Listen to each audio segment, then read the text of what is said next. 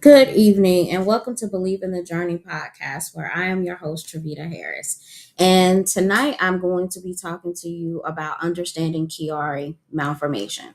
September is Chiari Malformation Awareness Month, and I just wanted to bring awareness to this condition, not only because it is one that I deal with, but it is because it is rare and not a lot of people have heard of it. And it is often misdiagnosed with other conditions. But before we do anything, we have to go to God in prayer. Dear Heavenly Father, thank you for bringing me here in front of each and every person that is a listening ear tonight. Let the words of my mouth fall upon the ears that need to hear, and let them have a good understanding of what Chiari malformation is. And if they do not understand, I am always available to answer the questions to the knowledge that I have.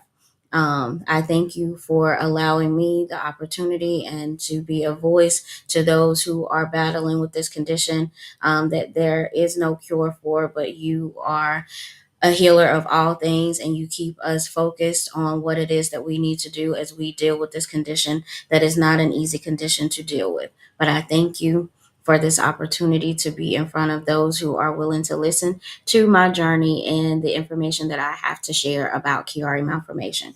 In your precious and holy name, Jesus, I pray. Amen. Well, as I said, I wanted to talk to you guys about Chiari malformation. And what Chiari malformation is, it is a serious neurological condition that affects the shape of the brain. And basically, when people say my brain is too big, that's basically what they're saying, is because the base of the brain is coming out at the base of the spinal cord. So it's basically sitting at the brain stem. And there are four types of Chiari malformation. um, Type 1 is the most common, and it is basically where the herniation of the cerebral tonsils fall into the spinal cord. People who have a herniation of 5.5 milli, millicentimeters, or however you say that, millimeters, they may not experience any symptoms at all, but there are some, like myself, who do experience some symptoms. It can cause extreme headaches, neck pain, balance problems, difficulty swallowing, vision disturbances, balance issues, and the list goes on. Type 2 is associated with spinal bifida. It's a birth defect that is an opening at the spinal cord that did not close during the gestational period. It's also the herniation of the cerebral brainstem, the fourth ventricle into the spinal cord, and it can cause serious neurological problems such as paralysis, breathing difficulties, hydrocephalus, which is basically like fluid on the brain. Type 3 is the rare, and it is a severe. It is the herniation of the cerebellum and the brainstem, where there is an opening at the base of the brain where it allows the brain to come down and sit on the top of the spinal cord. This can be life that threatening and cause complications such as seizures and brain damage. That is type 3. Type 4 is the least common, but it is also the most severe. It is the undeveloped or the absence of the cerebellum, and often fatal in the early infancy stages. So, usually, if a person, a baby, is born kind of, they may make it through the delivery stage, but not usually. So those are the different types of Chiari malformation. The herniation that a person may have does not signify whether or not they're going to be symptomatic or not. It just is a condition that affects each and every person differently. And you never know what you're going to deal with when you are dealing with Chiari malformation. Like I said before, Chiari does not have a cure. There is no cure for Chiari malformation. There is a decompression brain surgery that is offered to patients who deal with Chiari. And basically, what that does is it helps to slow down the progression of the condition. And it doesn't it can sometimes alleviate some of the symptoms that a person may be experiencing, but it is better for a patient who is under the age of 25 to have a better outcome, due to some of the research that I've done, is that if you are over the age of 25, the complications may be a little bit more in depth for you. So you always want to make sure that you get more than one opinion, and outweigh the options and what the outcome may be, because some people who have had that surgery that I know personally have not been able to do the things that they once were able to do before they had the surgery. And it is a long recovery period for some people after having that surgery. You do run the risk of losing your vision, having other complications like developing Parkinson's disease and things of that nature. So, whenever you are considering brain surgery in any capacity, understand that the risks are there. So never take it lightly. Some of the other symptoms that you can have with Chiari malformation is nosebleeds, slurred speech, occasional swelling, hyper and hypotension, a hoarse voice, abdominal pain, shortness of breath, facial numbness, palpitations, tachycardia, blackouts, ear pain, brain fog, phototopia, tingling in the limbs. It's a lot of different symptoms. And I will be honest with you guys. Some of these symptoms that I have experienced, and now that I'm going through menopause, they are in the same list. So I can't necessarily tell what is a Chiari symptom or what is a symptom of menopause. So it's very, very crazy when you are already dealing with these symptoms. The reason I wanted to talk about Chiari malformation not only is because I deal with this, but it is a rare condition, and most people don't get diagnosed for years. I was misdiagnosed from a child to I was 30, and I ended up having a stroke, which led to my actual correct diagnosis, because I suffered as a little girl with nosebleeds all the time. It was issues because they would think that I was getting overheated, because I did have issues with regulating my body temperature, which would sometimes lead to nosebleeds. It would be ringing in the ears, the numbness and tingling in my hands and feet. And that didn't start, the numbness and tingling did not start until I was about 19 years old. And so no one had any idea of what was causing it. They were just saying that the headaches that I was having, the nosebleeds, were just migraines, and I was just too hot and was just having the nosebleeds. And the heart palpitations, I was having those a lot. I was at a doctor's appointment, my yearly checkup, and the doctor, when they go to listen to your heart, you got to breathe and do all that stuff. And so I was doing that, and the doctor stopped and she was like, "Are you okay?" "Yes, ma'am, I'm fine. Are you okay?" And she's like, "Yeah, but are you okay?" I said, "Yes, ma'am, I'm fine. What's wrong?" She was like, "Your heart rate just sped up. Are you sure you're okay?" I said, "Yes, ma'am, I'm fine. This happens all the time." I said, "It happens sometimes when I'm laying in the bed and I'm not doing anything. I'm not stressed, not worried about anything. But this has been happening since I was a little girl. So I'm not sure why you're so afraid right now. But this is normal for me." But no one ever put two and two together until after having my stroke. Um, the reason that Chiari malformation awareness is so important is because people are oftentimes misdiagnosed. And being misdiagnosed means that you hinder being able to get the necessary treatments and medications that may help to alleviate some of the symptoms that you may be dealing with. Um, it affects your jobs, it affects your relationship. It also plays a major role on your mental health.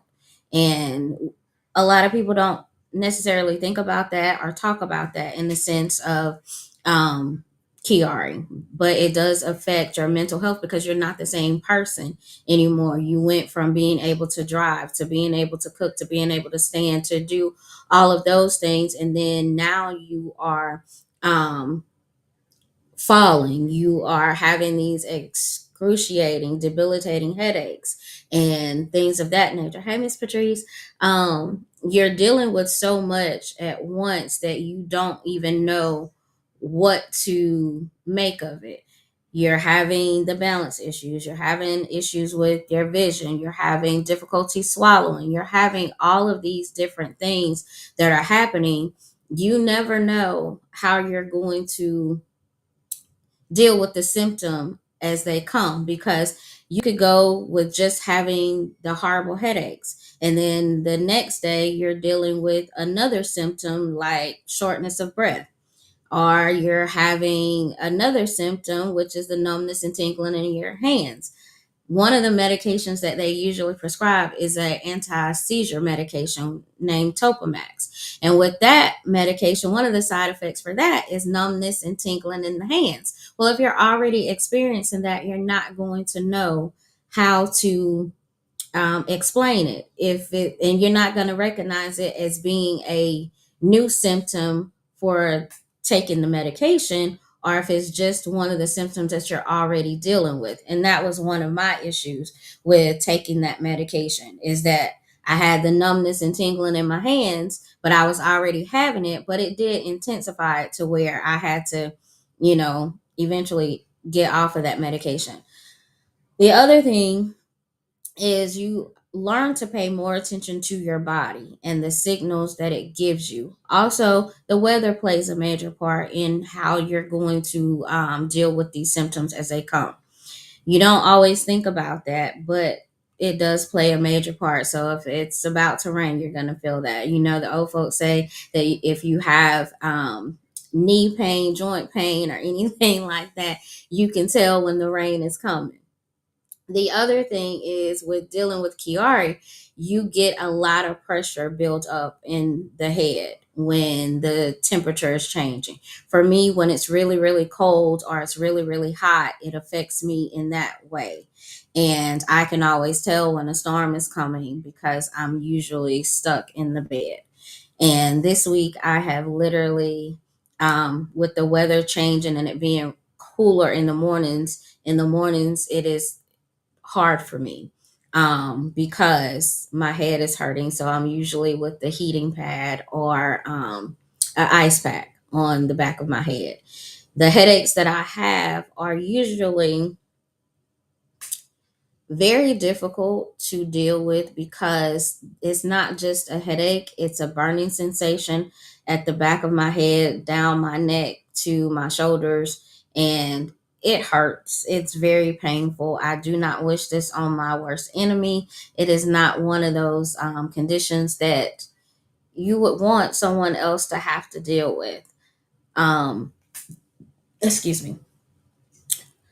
Being able to share the awareness and the information that I have with this condition is one that I want people to know that it's an invisible condition. Yes, I look like I am fine, like there's no issues, that I don't have any problems or anything like that.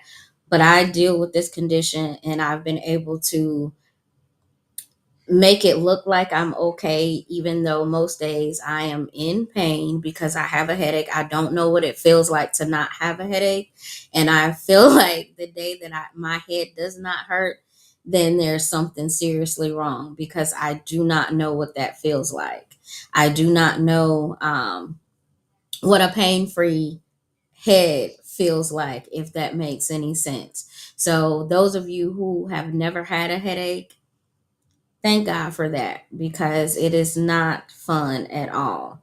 And I do deal with migraines, and there is a difference for me with knowing the difference between the two, because a migraine is usually going to be just on one side and it's over one eye. It could be in the center where it affects my vision.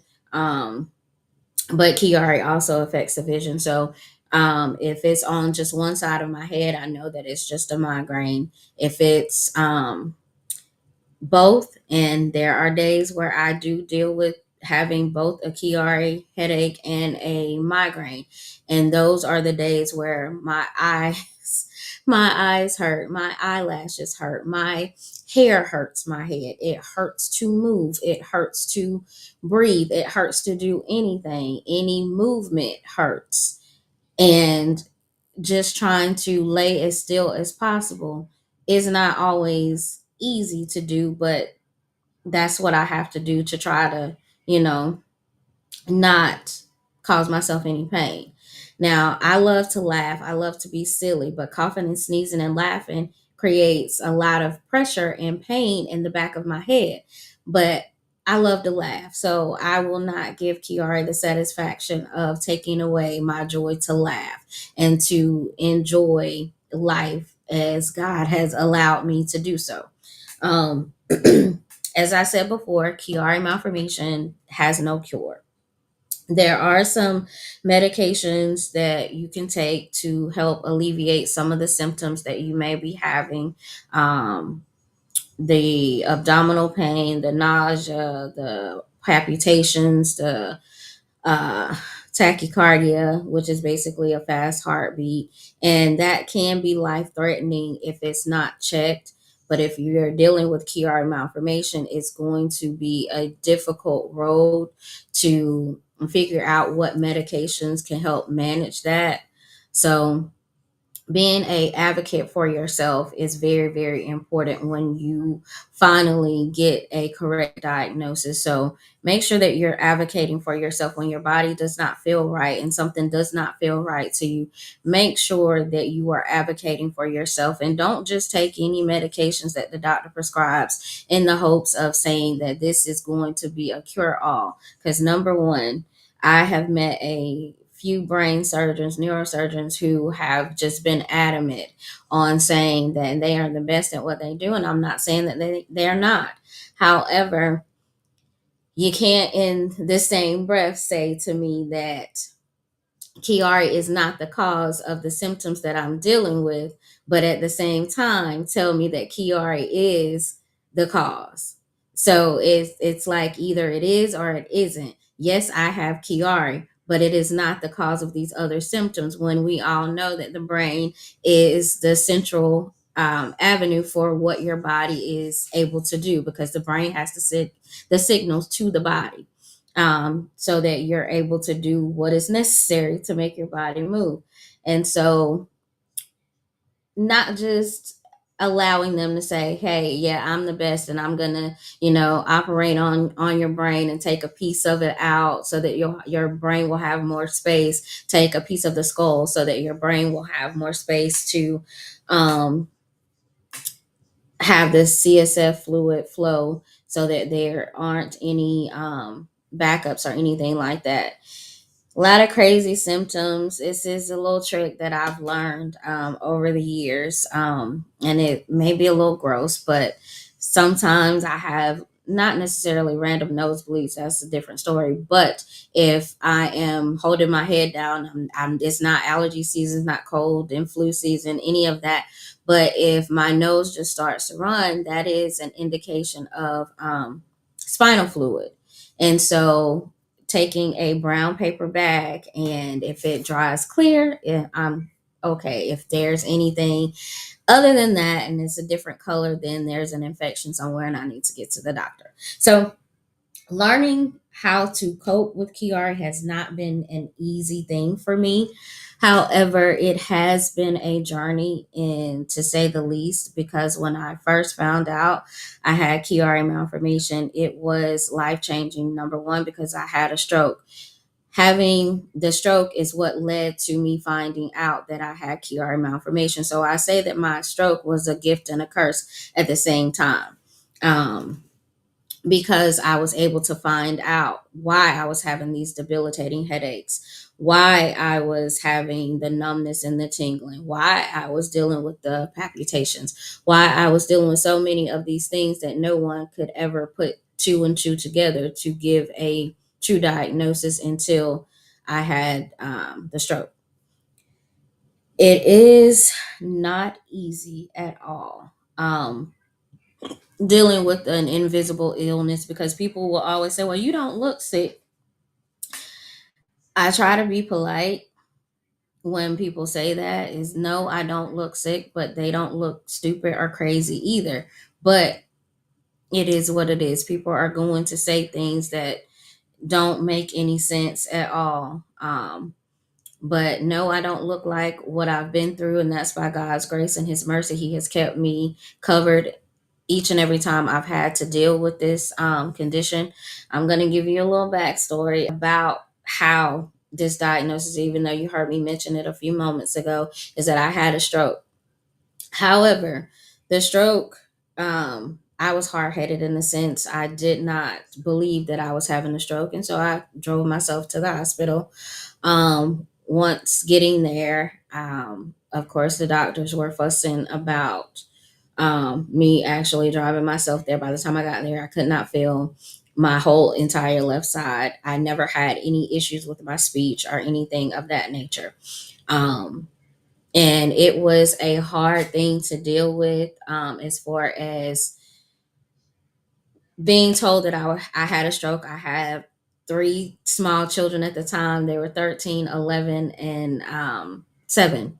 And so having three kids to take care of, it was a difficult thing, but I prayed and asked God to keep me covered, because I have opted not to do the decompression brain surgery, simply because I don't feel that it is right for me at this time. Um, as long as God is keeping me covered, I am going to continue to rock with His diagnosis and His instructions for me. In 2013, I had a major flare up with Chiari, and I ended up losing my ability to speak. And I lost the use of my left side again. So it was difficult. And then during that time, I was diagnosed with a condition called epilepsia partialis continuum. And basically, it's a condition that is localized seizures to one part of the body. And it could usually last for a couple of days, couple of months, and even years. And for me, it has been years. I have learned different ways to cope with not only Chiari, but with epilepsia partialis continuum. I've learned different ways and how to pay attention to my body when it's giving me signals to rest. Now, I will be honest, there are days where I'm still extremely stubborn and I don't want to sit and I don't want to be confined to the bed. So I'm still hard headed and struggle with that, but I am learning and I'm getting a whole lot better. As a matter of fact, this morning I was still in my bed at 9 o'clock, and my son, my youngest Nathan, was like, "Well, it's good to see that you are actually in the bed and you are resting. You're not up doing anything that I don't think you should be doing." But of course, my children have been my biggest support system through this whole entire journey. And having a good support system whenever you're dealing with anything that is health related does help with the outcome of whether or not it's going to be a good journey or a bad journey. So make sure that you have a good support system around you. Um, because Kiari is life changing. It is life altering. Having the decompression surgery, and if you don't have someone that's there to help you maneuver through your recovery stage, you could have some lapse, or you could, just not do too well with the surgery overall. But understand that when you do take that risk to go under the knife, that you may not be that same version of yourself before you had the surgery. But after being diagnosed with Chiari, you're never what normal is considered anymore, because I don't necessarily know what normal is for anyone outside of myself, because this is a new normal and every day is a different symptom that I'm going to have to encounter, because I never know from day to day what I'm going to have to deal with and what I'm going to have to face when dealing with Kiari, because it could be tomorrow I have a speech issue, or I could have some abdominal pain, or I could be dealing with dizzy spells, or just whatever. And they are random. They come and they go and they do whatever they want to. And each and every patient is going to deal with something different when dealing with Chiari malformation. So there is never one patient that is the same as the next one. You can know 5 different people who have Kiara, and out of those 5, they each are going to tell you something different. Some may not even have a headache. Some may not have ever experienced balance issues or issues with bowels or anything of that nature. Never dealt with any numbness or tingling, but yet they have dealt with the heart palpitations. They've dealt with the shortness of breath. They've dealt with the vision disturbances. They've dealt with the ringing in the ear. So you just never know what symptom you're going to get. And that's just like the Forrest Gump saying, life is like a box of chocolates. Well, Chiari malformation is too. Um, if you want to support someone who is dealing with Chiari malformation, there are several support groups. Conquer Chiari is one of my favorites, and chiarisupport.org is another one that I like. And of course, there's many Facebook groups, TikTok, Instagram. If you have any additional questions, if there's something that I did not cover that you don't understand about Chiari malformation, please, reach out. And if I can help, and if I don't have the answers, and if I know someone that I can direct you to, I definitely will do that. I'm going to share a video that I made about Chiari malformation on my personal page, and also in my uh, podcast group. Lord, I just went completely blank. It's about 8 minutes long. So whatever I did not cover here, just go and watch that video. But I thank you guys for tuning in tonight. My voice is starting to go, so I'm going to get off of here. But I thank you for tuning in and taking the opportunity to learn a little bit more about Chiari malformation. The color for Chiari is purple, which is why I'm wearing purple tonight. But love on somebody that has keeping judge them. And as always, remember to stay out of God's business. The only thing that He needs you to do is be obedient to what He's called you to do. Until next time, I'll see you guys later. Good night.